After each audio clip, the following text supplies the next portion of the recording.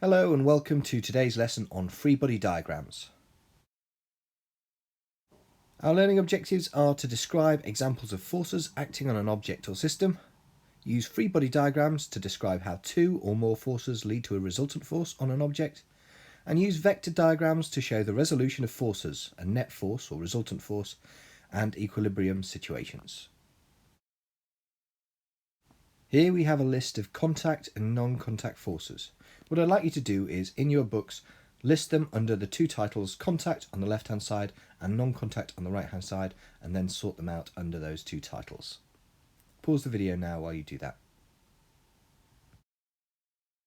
The answers you should have got for upthrust as a contact force because it's in contact with the fluid, reaction force, which is a physical contact force, drag force and air resistance because both of those involve contact with particles. In the case of air resistance, it's contact with the air particles. For non-contact forces, we've got magnetism, electrostatic forces and gravitational forces. Now I'd like you to draw a picture of a jogger in your book. It doesn't have to be a beautiful work of art, a simple stick man is fine, and then add in the forces for A, B, C and D. Pause the video now while you do that, and then we'll come back to this.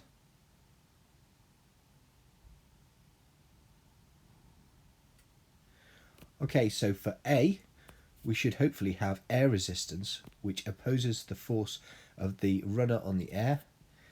For B, obviously there is the weight of the body of the runner. For C, we've got the normal reaction force with the ground. And D will be the friction force. The runner pushes backwards on the ground, and the ground pushes forwards on the runner. We often show the forces acting on an object by using something called a free body diagram. So here you have an aeroplane.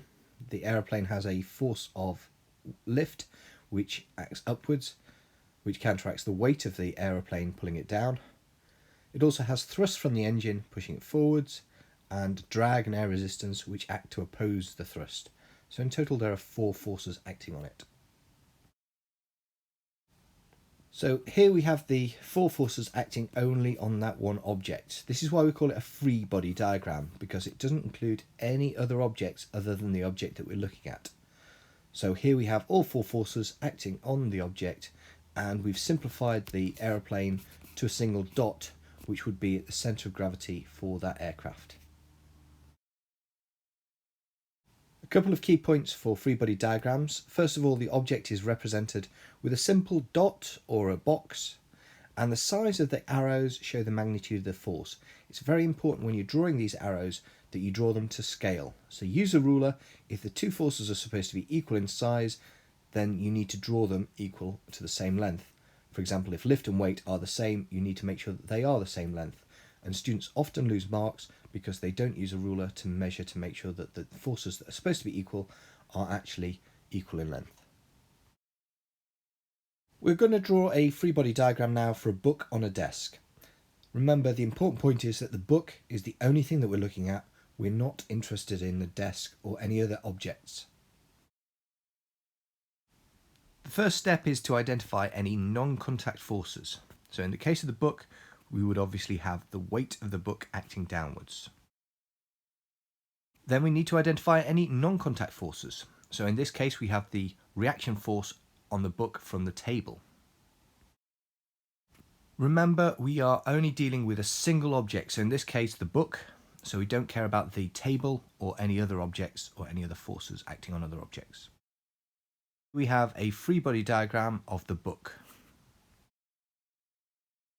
We're now going to try and draw a free body diagram for this globe, which is levitating thanks to the force of magnetism.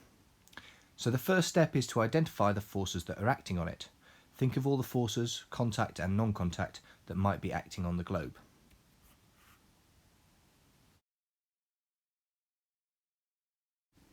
Here we have the weight of the globe acting downwards and the force of magnetism acting upwards.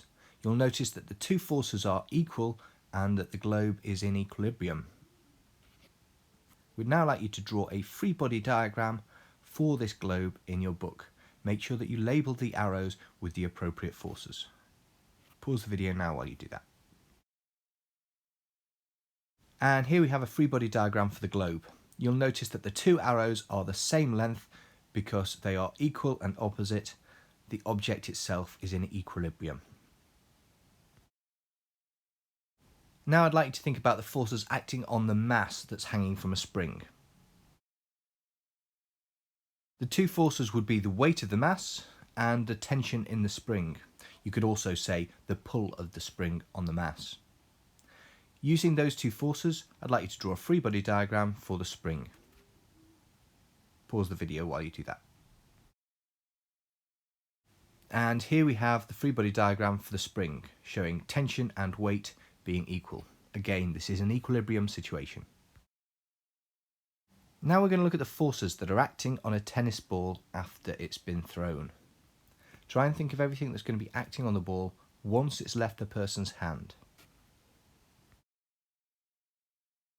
The two forces acting on the ball would be its own weight acting downwards and the air resistance acting in the opposite direction to the motion of the ball.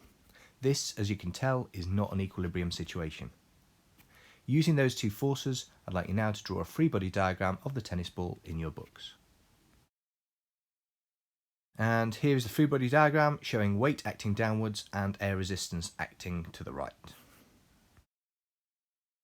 We're now going to look at a car travelling down a ramp. In this case, there are actually three forces acting on the car. Try and identify those three forces. The first one is easy. The weight of the car acts directly downwards. Then there's friction. You could also include air resistance as well. And these act to oppose the motion in the opposite direction. So in this case, it's going to act upwards up the ramp. Finally, there's the normal reaction force with the ramp, and this is at 90 degrees to the surface of the ramp. Using those three forces, I'd like you to draw a free body diagram of this car. And here we've got the free body diagram for the car rolling down the ramp. Now try and think of all the forces acting on this balloon as it is stuck to the wall using static electricity.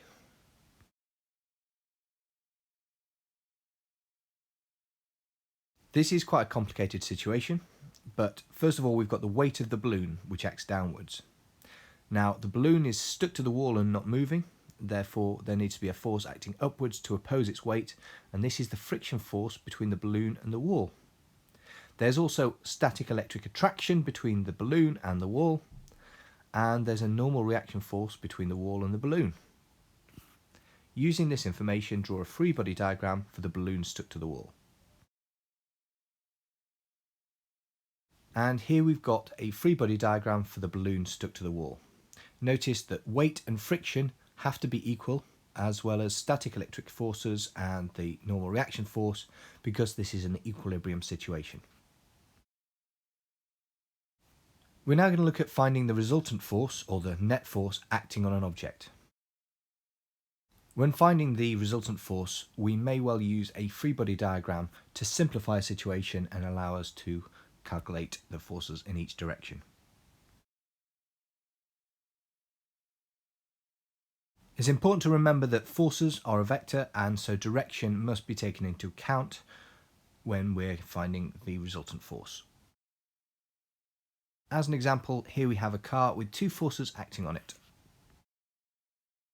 We have the driving force from the engine pushing it forwards, and we have the force due to friction and air resistance pushing it back. The force from the engine was 1,000 newtons and the force from air resistance was 600 newtons. What would the resultant force be? Well, we would simply take the 1,000 newtons and subtract the 600 newtons because it acts in the opposite direction. And this would give us a total force of 400 newtons acting to the left. In your books, work out the resultant force that would be acting on this boat.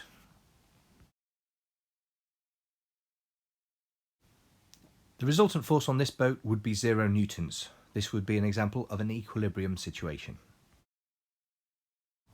See if you can find the magnitude and direction of the resultant force acting on this aeroplane.